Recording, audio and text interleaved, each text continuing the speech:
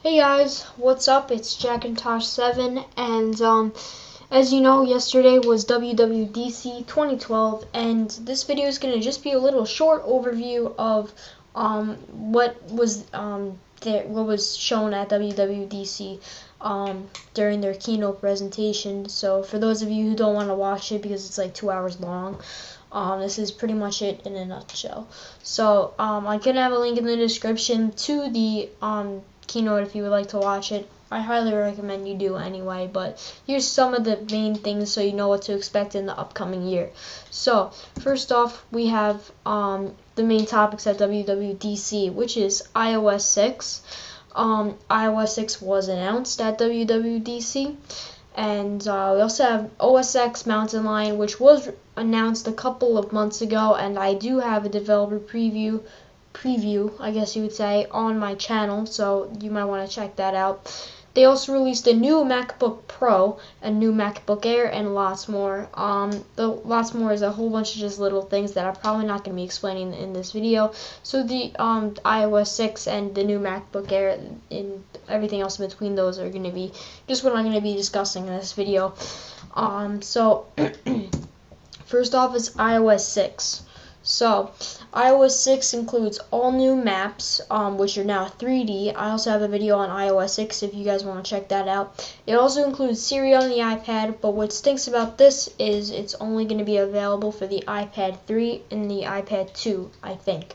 So, I don't think it's not going to be working on iPhones other than the 4S or iPod Touches, which really stinks. But they also upgraded Siri, so now you can ask it sport scores.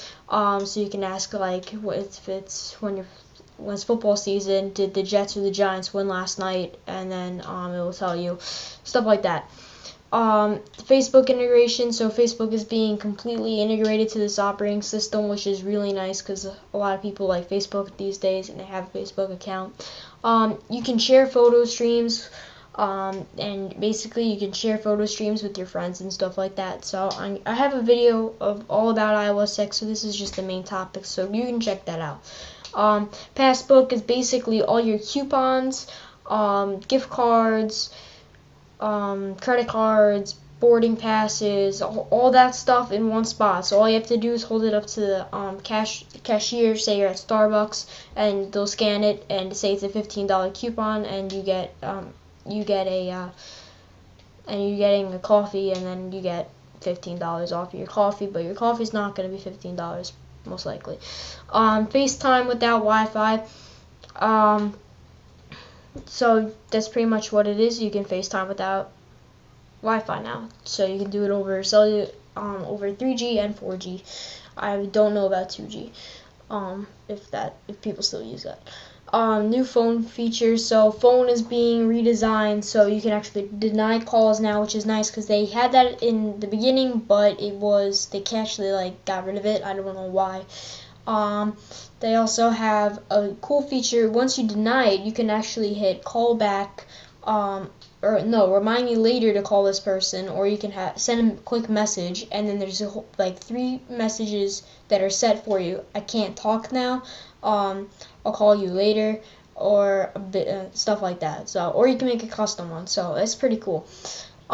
Mail, they have this new thing called VIPs, and say you have a really important person who is on your email, like say it's your boss, and you have a whole bunch of just junk email all the time, and you just want to see messages from him.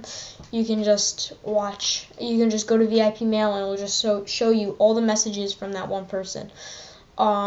Or anybody else that you mark a VIP.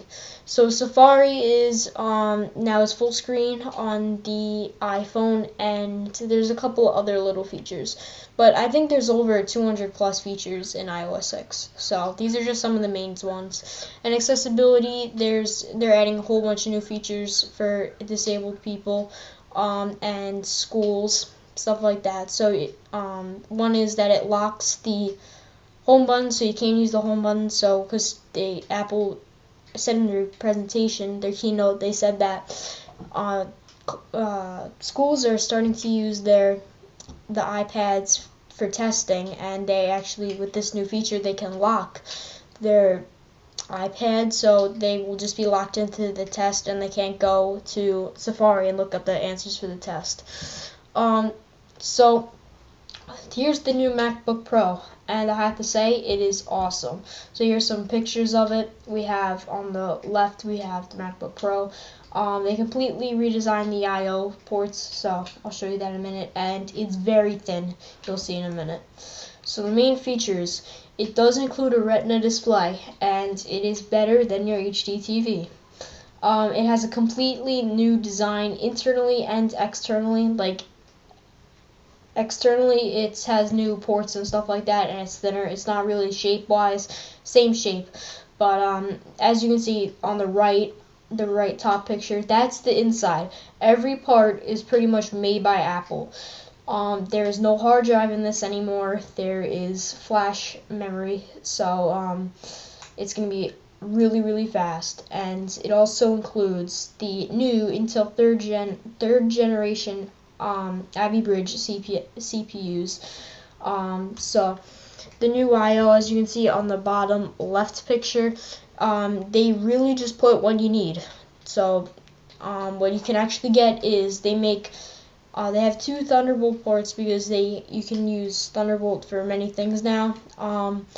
But what they did was, well, not really. What they did was they made a Thunderbolt converter, so you have a Thunderbolt and then you have a VGA. So those are like $30 though if you get it from Apple. So yeah, it's kind of expensive. And then it also has USB 3.0, but as you can see, there's only two USB ports. So what you can actually do is switch on and off if you're using, say, you're using USB 3 on the left one, and then on the second one you can use USB 2.0. You can switch back and forth, which is really cool. Here's the tech specs. The price is insane, I have to say. This is the base model, but when you think about it, it's really, really thin. It's really, really light. It's crazy. So the price is $2,199. That's a lot of money.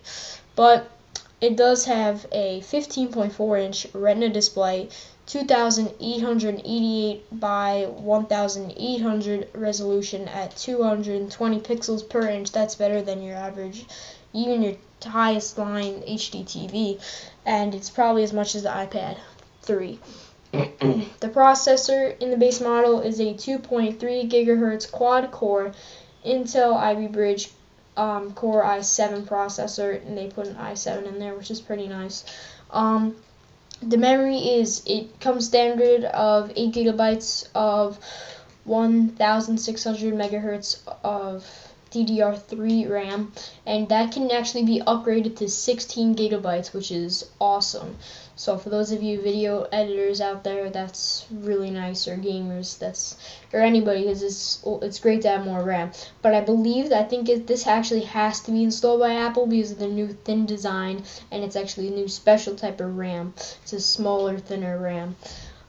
So storage comes with 256 gigabytes of flash storage. So this is kind of like an SSD and kind of like a hard drive combined, but it's mostly an SSD, but it's a lot cheaper than an SSD drive, a solid state drive. So the size and weight, it weighs, I didn't put the weight here, but I have the size.